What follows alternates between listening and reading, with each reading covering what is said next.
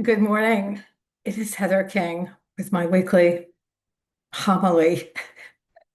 Um, I had a lovely week. I've been in Los Angeles. I'm leaving today to go to the Abbey at St. Andrew's Abbey in Vallejo, California, where I'm an oblate. So I'll be there for the week. And that will be, excuse me, that will be lovely. And I just wanted to, it's been such a rich time. I have so much to ponder and reflect upon.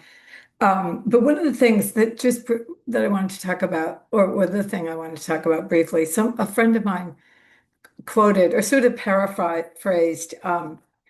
It's 1 Peter 3, chapter 3, verse 15, 1 Peter 3:15.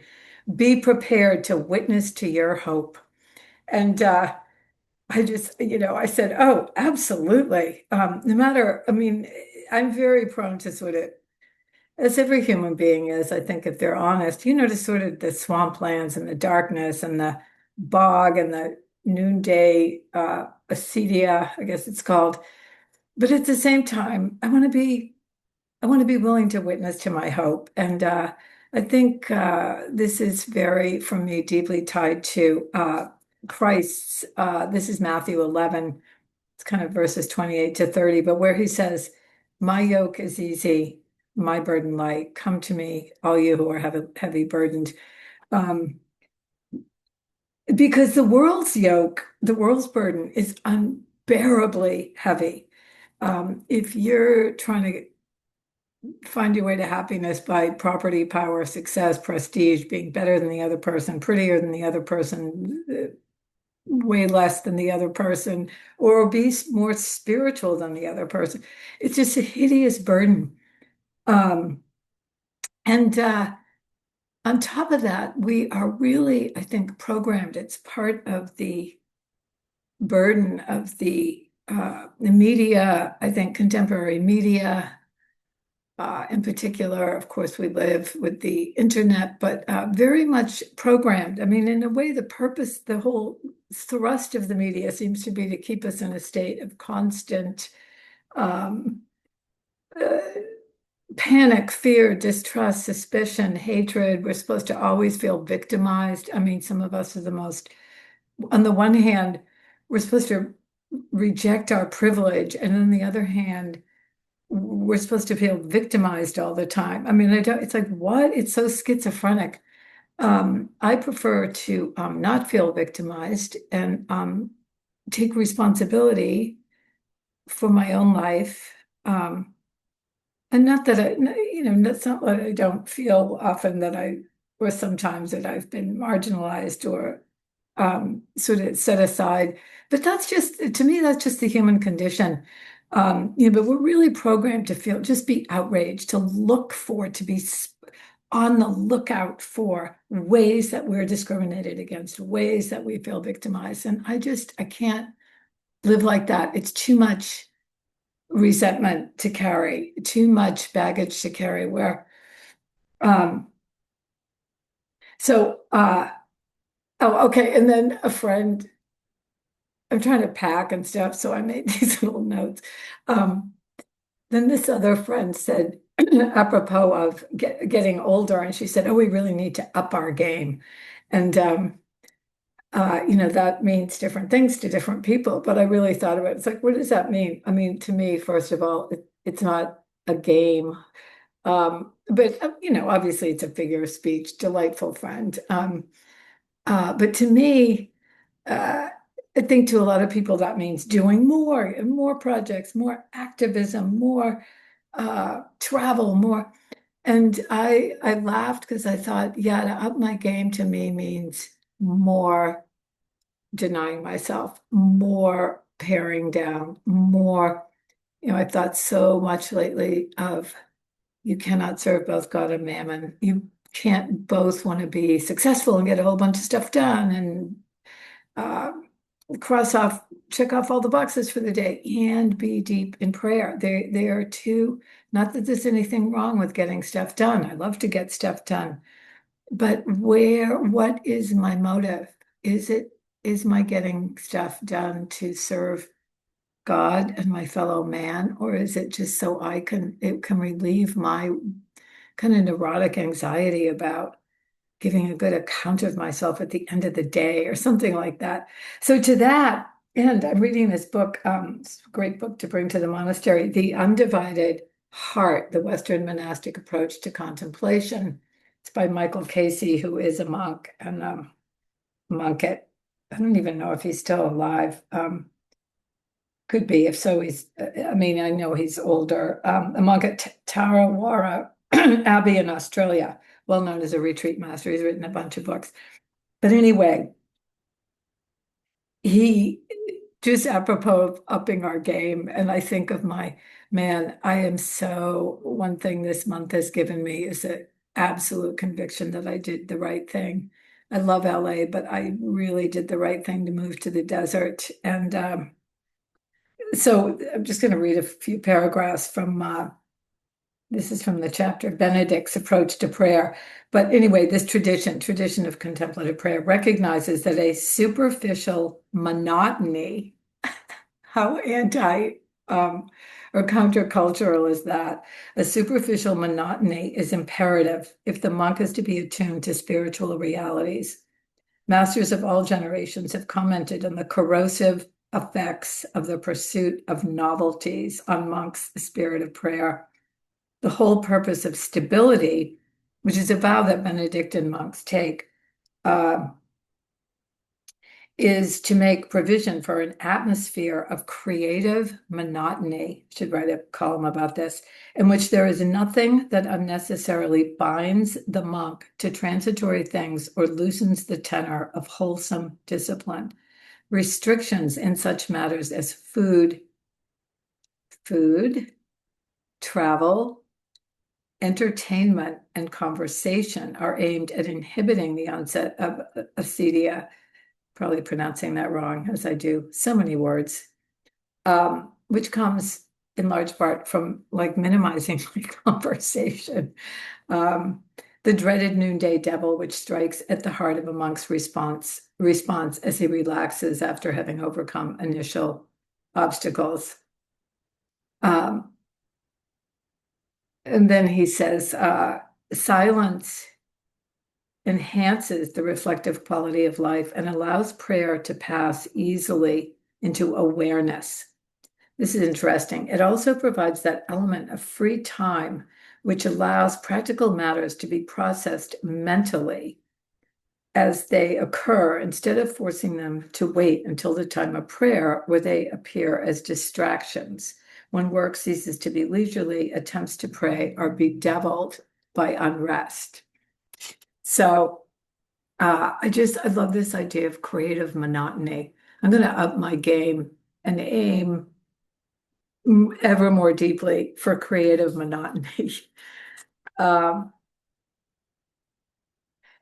mean, he talks about this one time of like fasting from possibilities. And, I'm really kind of convicted there because I tend to, oh, I want to read this. Oh, I want to read that. Oh, let me look at this artist. Oh, wow, that leads me to, I mean, it's kind of one beautiful thing in a way about the internet, but right, you can get very dispersed and like it's kind of too much of the wrong kind of energy in a way. Um, But anyway, just a little bit more vis-a-vis give witness to your hope. Um, the first steps to be taken in the pursuit of authentic existence are negative. There has to be some withdrawal from secular involvement. No Christian can allow himself to be defined by his relationship to a profoundly godless society, nor permit his values and attitudes to be entirely formed by the prevailing climate of opinion. I always get nervous when I see priests watching a little bit too much news or being outraged by the news. I once stayed in this, of course, we're all called to pray for priests. That was a huge part of St. Therese of Lisieux's vocation. But I once stayed at this uh, rectory, and it was a place where they had a bunch of guest rooms, mostly for visiting priests. with their families of the priests who lived there. But I got to stay there. And one morning I woke as usual, I don't know, probably 6 or something like that, and said my office in my room, prayed my office and read that day's liturgy and reflected on it. And then I went out into the hallway, and all the way up and down the hall, I could hear horrible television, like morning news. Like to me, the sound of the voice of a newscaster of any stripe, left, right, I don't even know who the people are, just is like chalk going up the wrong way. It's so fake and it just or I don't even want to say fit. It's not the news I want to hear. And I mean, I absolutely read the newspaper and know in a general way what's going on, but I can't imagine having that be the first, really, or any part of the day, but especially not the first. So, and that's whatever that is obviously a total, total, total grace, a gift that I've received, this hunger for silence. I think I've always had it from a very, very young age, and have struggled a lot with, I'm so, am I antisocial? Am I weirdly sequestering myself? Am I cutting myself off from the world? Am I insulating myself, protecting myself? But I think in silence, uh, we hear God, we hear our own heart. And he talks about Father Casey also talks about it's a tough, we think we want to be in touch with our heart, but that is a painful and a long, unceasing road. I mean, we do want to be in touch with our heart, but on a personal level, the individual needs to subject to examination his patterns of interaction with other persons. I mean, be in relative silence and look at how quickly, if you're me, you're disturbed by, oh, this person didn't answer my question. Why? They're ignoring me. Don't they know? On or not, this person didn't thank me. This person groomed me. I mean, I'll go into these kind of bizarre conspiracy. They groomed me for me to be nice to them, and then they ignored me. Then they asked me for something. They were just grooming me. They don't care about me. I mean, stuff like that. uh, well, I'm not embarrassed to admit. I think it is very human, but you see, oh wow, how could a person be in deep prayer with these kinds of getting snagged? Too deeply or continually on this kind of thing. But anyway, individual needs to subject to examination his patterns of interaction with other persons and to reject unhealthy dependencies as potential sources of delusion. True self-knowledge requires a good psychological health and the ability to recognize and to counter neurotic tendencies as they tend to appear. And those can take, obviously, 1,000 different forms. Beating ourselves up, this kind of scruples type of thing. What will they think? Oh, I didn't sweep the floor well enough.